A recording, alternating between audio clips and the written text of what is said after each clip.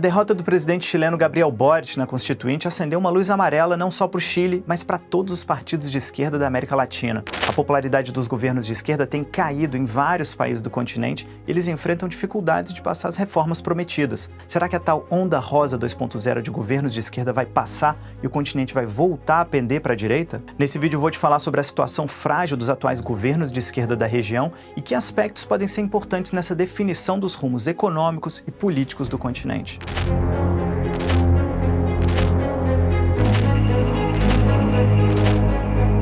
No ano passado, a gente ouviu falar muito sobre uma onda de governos de esquerda, que alguns chamaram de Nova Onda Rosa. As 6 maiores economias da América Latina e os 7 maiores países em população estavam nas mãos de governos de esquerda. Mas por que uma nova onda rosa? A onda rosa original tinha acontecido ali mais ou menos no início dos anos 2000. Nesse período, 3 em cada 4 latino-americanos viviam sob um regime de esquerda. Quem teria cunhado o termo Pink Tide, que foi traduzido como onda rosa, foi um jornalista do New York Times, Larry Rotter, que disse na época que a onda não era vermelha, comunista, mas sim tinha um tom de centro-esquerda.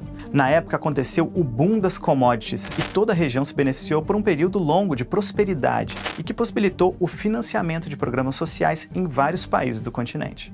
Mas e a onda rosa de agora? A onda de agora é muito diferente por vários motivos. O primeiro deles é que a fase não é de bonança. O preço de muitas commodities, que são motor de várias economias latino-americanas, até subiu por conta da guerra, mas o mundo passa por momentos de instabilidade econômica, como inflação alta e juros elevados. Então a margem é menor para implementar políticas públicas de distribuição de renda, por exemplo.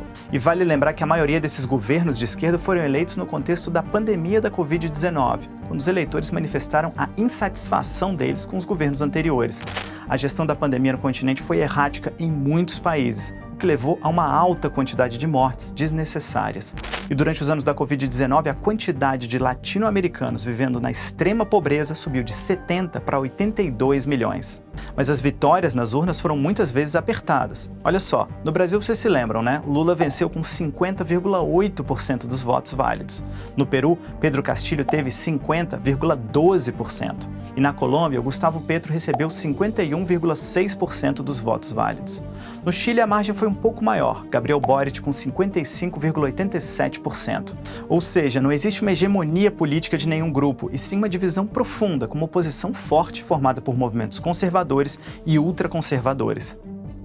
Por outro lado, dentro da nova onda rosa não existe uma unidade ideológica muito forte. Você tem políticos social-democratas com grandes preocupações sociais e ambientais, inclusive muito parecidos com os moldes europeus, como Gabriel Boric e o Gustavo Petro, mas tem também políticos populistas, como Andrés Manuel López Obrador, do México. E dentro desse grupo de governos de esquerda, tem também os que são regimes autoritários, como Cuba, Venezuela e Nicarágua, e que geram uma grande discórdia no grupo. Diante da perseguição política feita pelo governo da Nicarágua, o chileno Boric chamou Daniel Ortega de ditador. Nicolás Maduro, da Venezuela, saiu em defesa do nicaragüense e disse que tem uma esquerda covarde no continente. Lula tem optado por ficar calado e a maioria dos líderes da esquerda latino-americana tem evitado fazer críticas abertas a Ortega, mas prestado solidariedade aos perseguidos pelo regime dele. E internamente, a situação atual dos governos de esquerda na América Latina é frágil. É claro que cada país tem uma situação local bem específica, mas vamos dar uma olhada rápida? No caso do Peru, em meio a uma crise, Pedro Castillo tentou dar um golpe de Estado e dissolver o parlamento. Acabou deposto e preso. A Argentina organiza eleições em outubro. O país sofre com uma inflação de 100% ao ano e o governo atual do Alberto Fernandes está com uma popularidade baixíssima e vai ter dificuldade de eleger um sucessor. No Chile, a derrota do Gabriel Boric na nova Constituinte foi bem amarga. Um grupo de extrema-direita foi o que ganhou a maior quantidade de assentos.